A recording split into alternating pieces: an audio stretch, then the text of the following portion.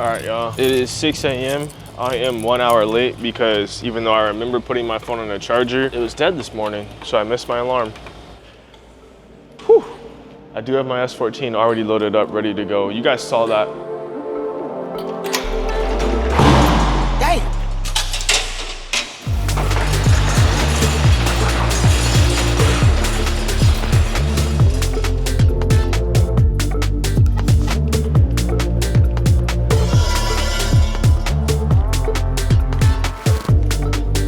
It's a little bit harder with the freaking car on there. Okay, maybe it's a lot harder with the car on there. Attached.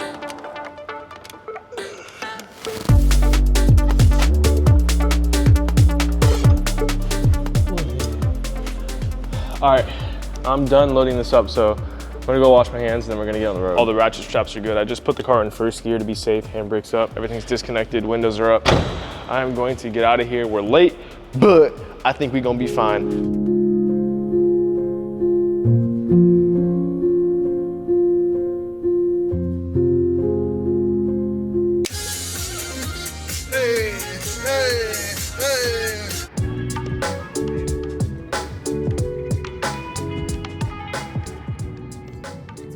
All right, so I just got here and I'm about to unload the S14 real fast.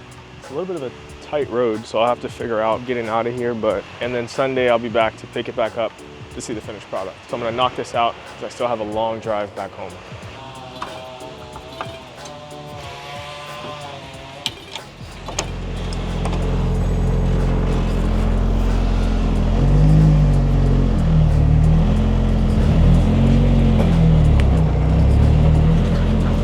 Car's dropped off, head over to Buc-ee's because we don't get to visit Buc-ee's a lot, so far away.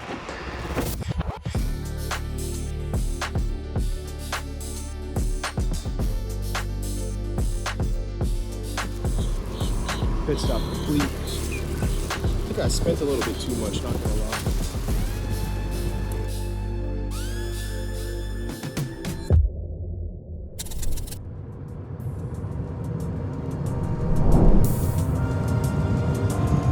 Loaded up, time to head back.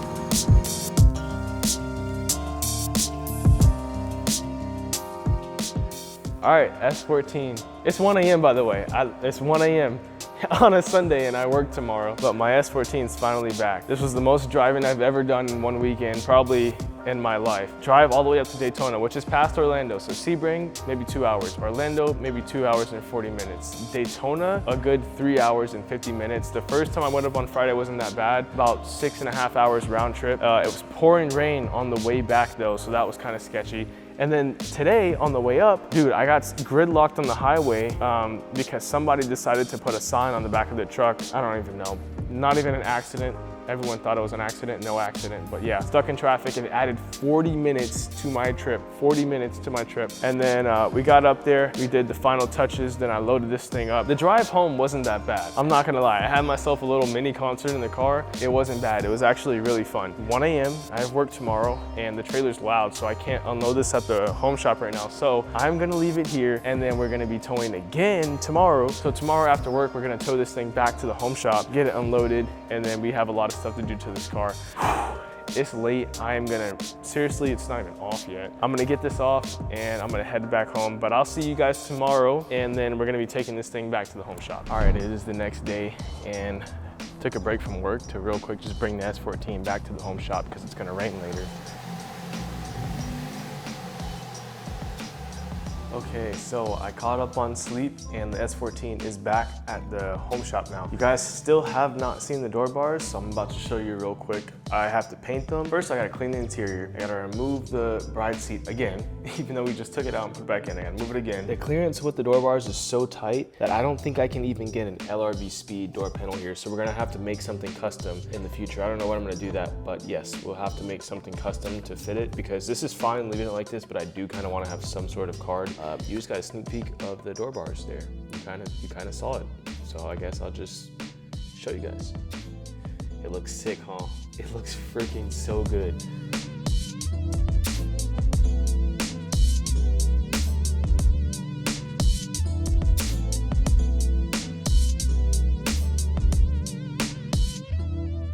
Now with these rails, the bride seat was offset to the left, which is why these door bars have that bend in them to clear the seat. And also it allows me to reach, obviously, these rails here and then the trunk latch as well. Let me show you the clearance.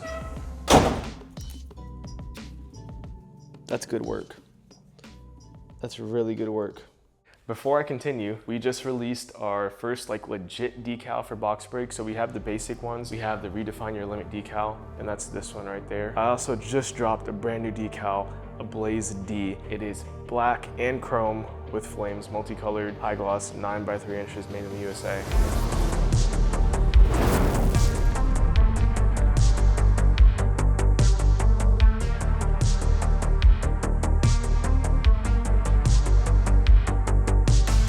Ignite the driving fire within.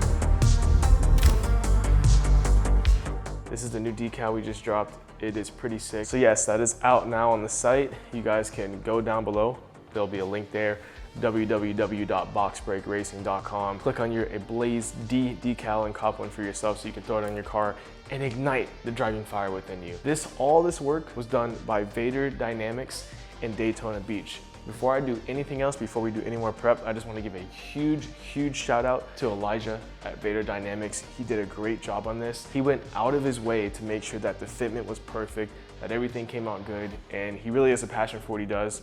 And I appreciate the fact that he cared about his work when he was doing that, because some people like to just get work done and get it out the door.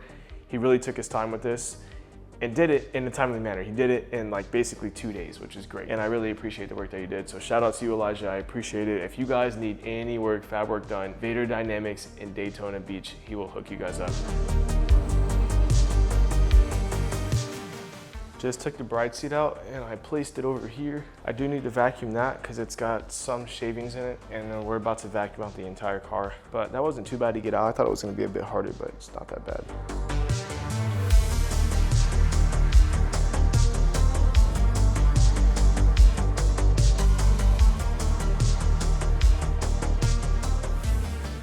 So now that I cleaned everything up, I got this plastic, which I don't know if this is gonna be enough, but I'm gonna try to mask off what I can so we can paint these double door bars. Okay, so I have to mask off the inside of the car so the paint doesn't overspray into the inside, and I have to mask off the outside because I don't want overspray on the orange paint. I feel like that might be a little difficult, but I think I can knock it out. So I have the inside covered up pretty good. I'm gonna cut this. This is just a very rough cut. I'm gonna take this and put it on the roll bar and secure it that way. And then for the bottom parts, I'll just seal it up using the blue painter's tape right here. When I'm done, I'll show you guys what it looks like. Here's what I have going. This is what I'm gonna work with. Tomorrow, hopefully if the weather is good, I'll push the 240 out. This will all be covered up, and then I'll go psh, psh, psh, psh, let that dry.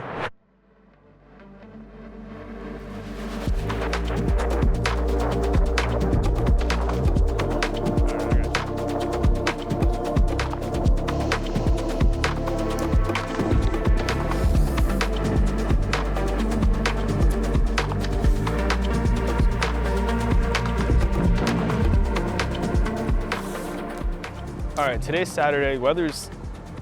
It's been on and off with rain, but I'm about to mask off the entire car.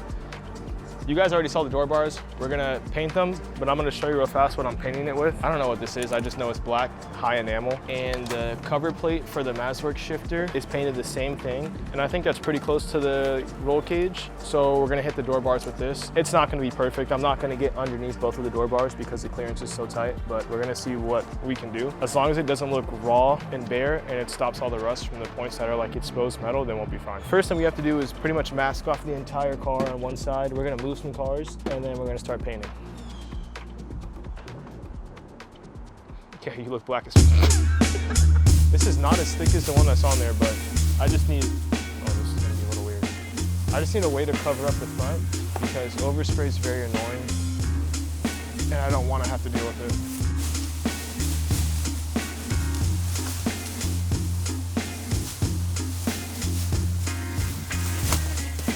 I have no idea what I'm doing right now.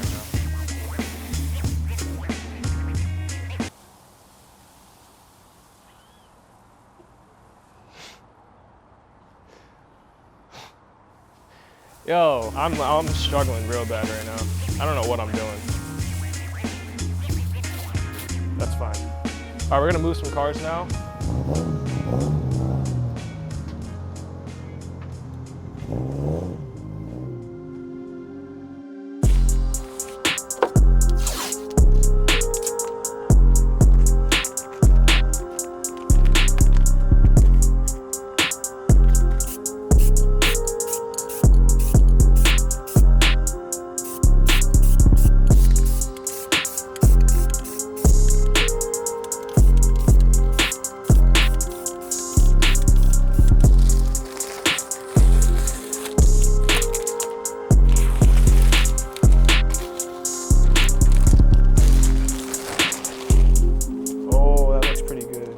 So I have one more wrap to take off of the car, but so far this stuff looks really, really good. For a can job, it looks really good.